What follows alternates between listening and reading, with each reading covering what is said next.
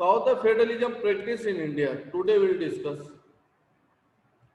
तो first point constitutional provisions, जो constitution मैंने एक वर्ड बार बार आ रहा है, constitutional provisions mean those are the main और principles of constitutions we can't change. तो इन constitutional provisions yesterday we have discussed कि in this okay constitutional provisions are necessary for success the federalism but these are not sufficient. जो हमारे constitutional provisions जो हमने बना रखे हैं कि 3 tiers ऑफ गवर्नमेंट होनी चाहिए, what will be basic structure of constitution का क्या होना चाहिए, what will be the how to promote the those state are backward, यानी हमने कॉन्स्टिट्यूशन में प्रोविजंस को रख रखा है. तो ये सफिशिएंट नहीं है. क्यों? Because the real success of federalism in India can be attributed to the nature of democratic politics in country. क्या हमको उनको रियल में पावर दे रहे हैं? How to we form the constitution, what are the powers we are giving to the state government, कि पता चला हमने फॉर्मेशन कर दिया but there is no such single power given to the state government. तो 3 point given in your book. ये कभी कभी 5 मार्क्स में क्वेश्चन आता है, दोनों question. How the federalism practice in India, एक एक क्वेश्चन बनता है. एक बनता है what are the main features of constitution, और how we can say India is the federalism country. किस बेस में हम कह सकते हैं कि इंडिया फेडरलिज्म कंट्री. तो how federalism practice in India. तो first there are 3 point given. अब लिंग्विस्टिक स्टेट,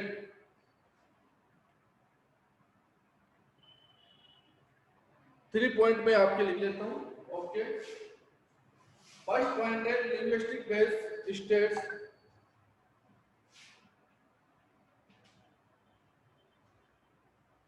इन लिंग्विस्टिक बेस्ड स्टेट्स में we will discuss about the state.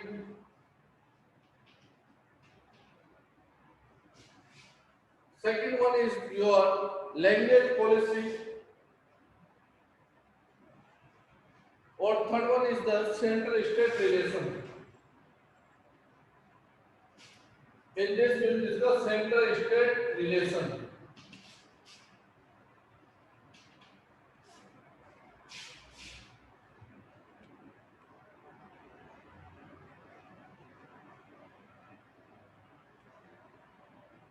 Just a wait.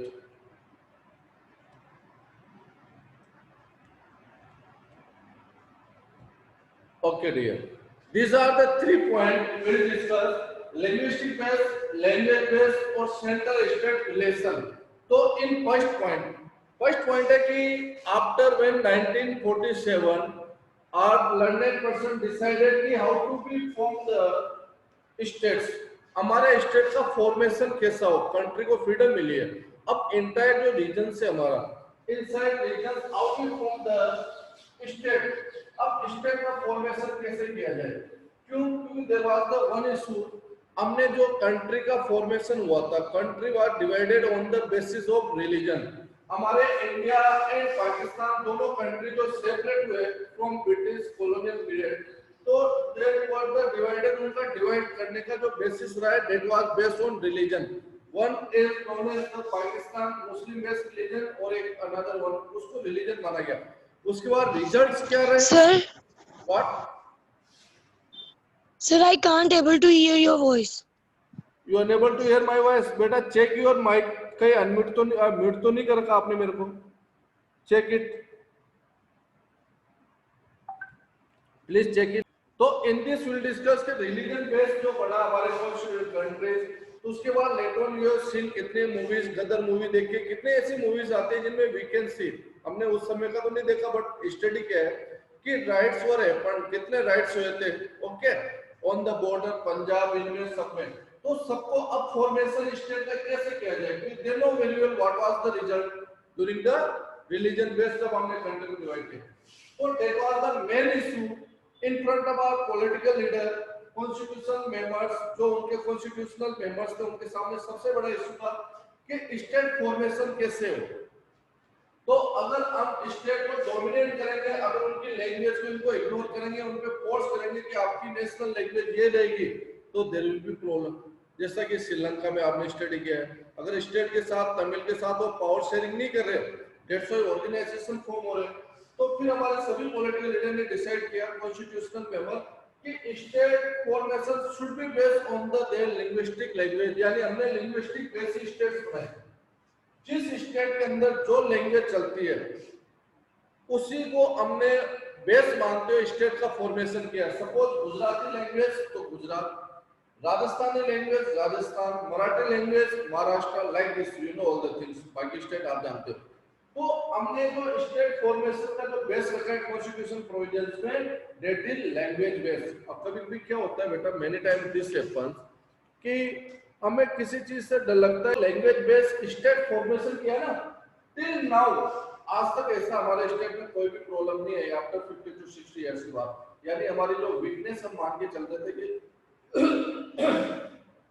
different peoples are living, those who are using the different language, और उनका formation करना एक vast country का जहाँ करोड़ एबो population से 100 करोड़ मोर देन, तो लेटर ऑन हमारा जो फॉर्मेशन हुआ टिल नाउ आज तक भी कोई प्रॉब्लम्स नहीं है, कोई उसमें कंट्रोवर्सी देखने को नहीं मिली, क्योंकि प्रॉपर पावर शेयरिंग है हमारे।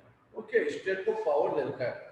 तो हमारा जो प्रोविजंस इन कॉन्स्टिट्यूशन है, state formation is completely on the linguistic base, वो लैंग्वेज बेस हुआ है। Clear first point. Second, language. अब बात आती है कि स्टेट का तो फॉर्मेशन हो गया, बट लैंग्वेज क्या रखी जाए पूरे कंट्री की। तो कुछ लोगों ने कहा कि लैंग्वेज हिंदी रखी जाए हमारी, ओके, नेशनल लैंग्वेज। तो सदर्न इंडिया जहाँ हिंदी नहीं जानते उन्होंने अपोज करना स्टार्ट किया कि हिंदी नेशनल लैंग्वेज नहीं हो सकती। बाइकआउट किया, उसमें मीटिंग्स में कमेटी जो ऑर्गेनाइजेशन में मीटिंग्स होती थी, तो लेटर ऑन ये हुआ कि व्हाट लैंग्वेज हम क्या रखें। तो लैंग्वेज पे डिसाइड हुआ कि लैंग्वेज अगर हम रखते हैं हिंदी, तो there are many state who doesn't know the Hindi, वो हिंदी नहीं जानते। देखिए आप, एक मैं थोड़ा सा चैप्टर से हटके लेक्चर दूंगा। पॉलिटिकल देखो विचारों में उनकी वो बता रहा हूं मैं, कैसे वो आपस में अपने आप को हमें कंफ्यूज करते हैं कि वो अगर हिंदी लैंग्वेज को आज आप बोल देते हो कि हम नेशनल लैंग्वेज रखेंगे, कैसे। अभी 14 सितंबर जो आपका आता है, तो हम हिंदी को हर बार एक यू नो सेलिब्रेट करते हैं। 14 सितंबर जो हमारा हिंदी दिवस आता है, क्यों करते हैं? क्योंकि हमारा इतना बड़ा 100 करोड़ की पॉपुलेशन जो हिंदी लैंग्वेज बोलती है, उस भाषा को, उस लैंग्वेज को आज तक भी हम नेशनल लैंग्वेज नहीं बना पाए।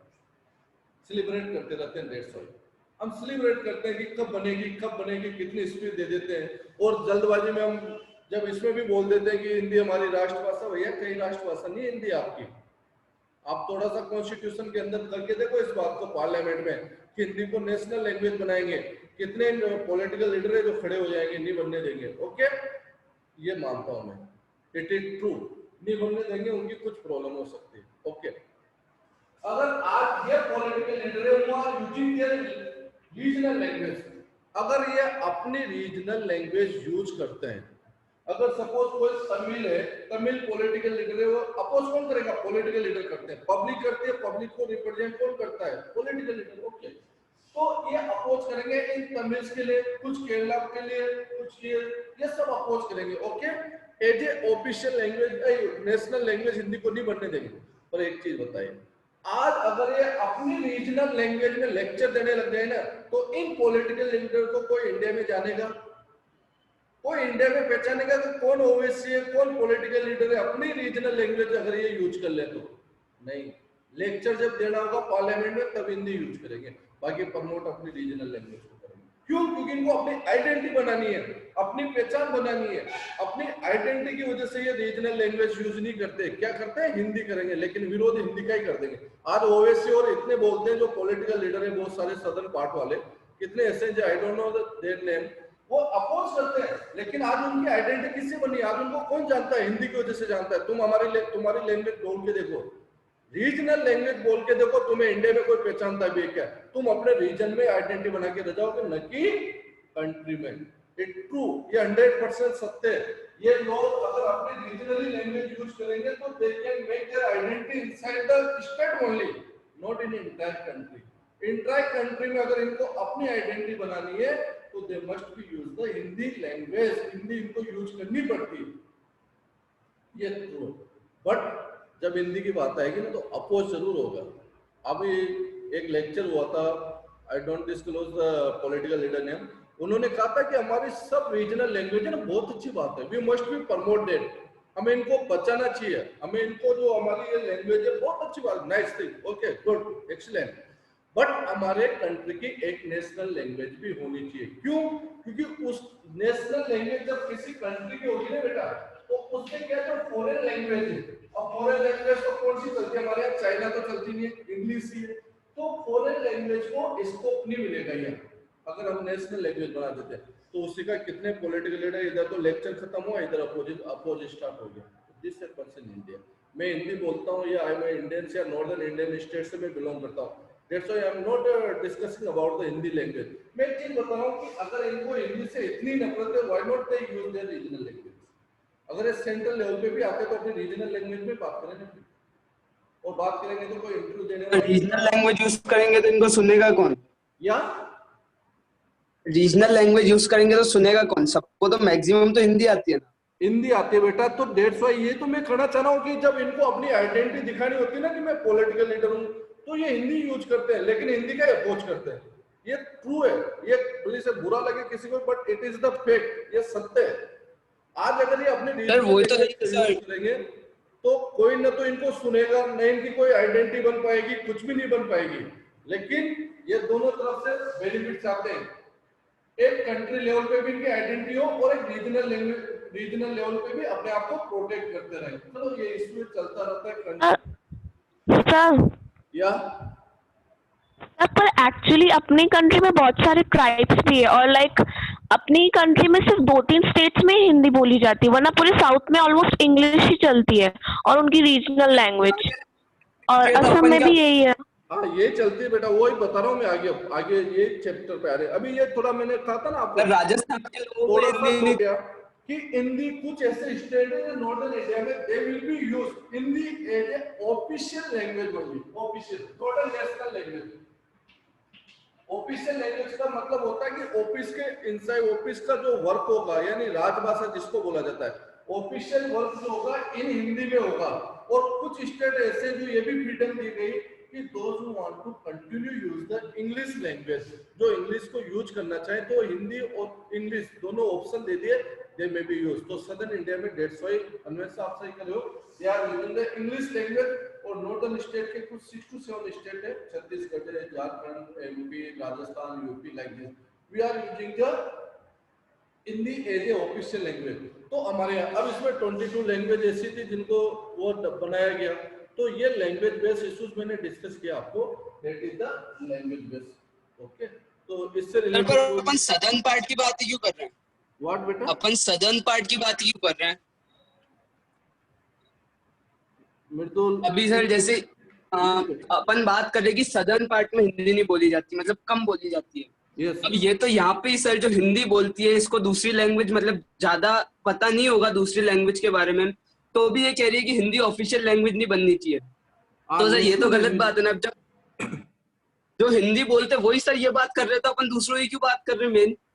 ये तो मैं सर बता रहा हूँ। हिंदी सिर्फ हमें बोलनी आती है, हिंदी सिर्फ हमें बोलनी आती है। सर असम में बहुत सारे ट्राइब्स है जहाँ पे हिंदी बोलना नहीं आती है, और असम में तो आती ही नहीं हिंदी बोलना ऑलमोस्ट लोगों को। एक बात मेरे को बता, अगर नेशनल लैंग्वेज बनती है तो क्या दूसरे लोग नहीं सीखेंगे? Why not? अभी इंग्लिश को इंडियन सीखना लैंग्वेज जरूरी नहीं है, सीखना जरूरी नहीं है। हिंदी सबसे पुरानी लैंग्वेज भी नहीं है अपनी कंट्री में। तो लिसन लिसन प्लीज लिसन। वो भी सर मेन तो हिंदी है ना। तो अरे मृदुल लिसन मी अन्वेष बोथ की वर्ड, अगर ये ऐसे बेटा सर मदर टंग भी अपनी जो लोग कहते हैं ना वो एक्चुअल में तमिल है, क्योंकि वो सबसे पुरानी लैंग्वेज है। तो फिर तो ऐसे साउथ इंडियंस को भी कहना चाहिए कि तमिल को प्रमोट करो। तो लिखा सर हुआ फिर तो ये मदर ऐसे बोल टंग रही में है कि मेरी पुरानी मदर टंग तमिल लैंग्वेज है, तो तेरे को तमिल आती भी है, फिर तमिल संस्कृत आती भी कहाँ है, पे गई? इसके बाद बात कर। सर ये पुरानी लैंग्वेज की बात करें तो सर सबसे बेटा क्यों नहीं हम इसको ऑफिशियल नेशनल लैंग्वेज बना रहे हैं? थोड़ा जो मेरा थॉट है, व्यूज है मेरे, मे भी पॉसिबिलिटी की जैसे श्रीलंका के अंदर वहां पे दूसरों को पावर शेयर नहीं किया गया। अगर हम किसी स्टेट को अगर आज उसकी रीजनल लैंग्वेज या किसी को फोर्स करते हैं और नेशनल लैंग्वेज बना देते हैं, तो उनको लगेगा कि वी आर डोमिनेटिंग देम, हम उनको डोमिनेट कर रहे हैं और दे में भी स्टार्ट देयर अपोजिशन, कोई ऑर्गेनाइजेशन ऐसा बनाना स्टार्ट कर देंगे। दैट्स व्हाई हमारा जो कंट्री है ना वास्ट डाइवर्सिटी रखता है, अलग अलग डाइवर्सिटी वाला नेशन है हमारा कंट्री। तो दैट्स व्हाई हम किसी को फोर्स नहीं करते। इंडिया की ये तो सबसे बड़ी खासियत है, हम सेकुलरिज्म को प्रमोट करते हैं, हम किसी को डोमिनेट नहीं करते। नेपाल जैसे सोल्जर्स जो हमारे सामने कुछ भी नहीं, दे आर नथिंग, फिर भी वो हम पे कुछ भी बोल के चले जाते हैं ये। तो हमारा कंट्री है ऐसा कि हम दूसरे के बारे में बहुत ज्यादा सोचते हैं अपने से ज्यादा। तो ये नहीं बना सकते, ये हमारा टॉपिक था डिबेट। यहाँ पे भी असम के बारे में सोचते हैं। अब नेक्स्ट आता है सेंटर स्टेट रिलेशन। ओके, अब इन सेंटर स्टेट रिलेशन क्या है?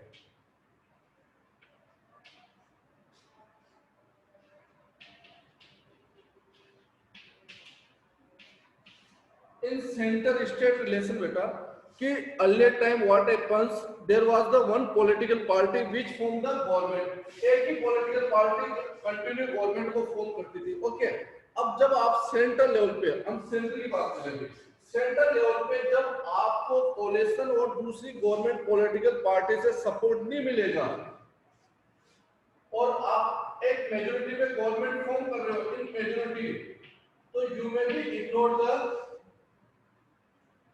ignore the other political parties या स्टेट की कोई रीजनल पार्टी, उसको हम इग्नोर कर सकते हैं क्योंकि हमें उसकी रिक्वायरमेंट नहीं है। ओके, ये होता था अर्ली टाइम, बट आफ्टर 1983 एक फेयर कंपटीशन स्टार्ट हुआ इंडिया में।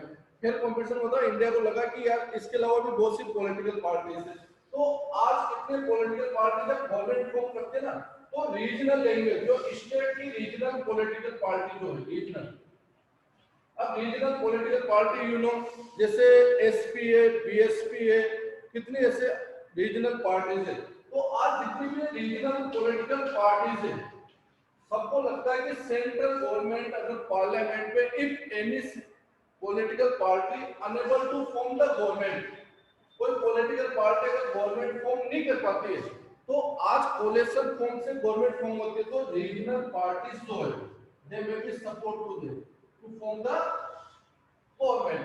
तो अब स्टेट की जो रीजनल पार्टी थी बेटा, वो भी सपोर्ट कर रही है सेंट्रल गवर्नमेंट को गवर्नमेंट फॉर्म करने में पार्लियामेंट में। तो surely parliament will be sharing the power to the regional government, इनके मिनिस्टर बनाने पड़ेंगे।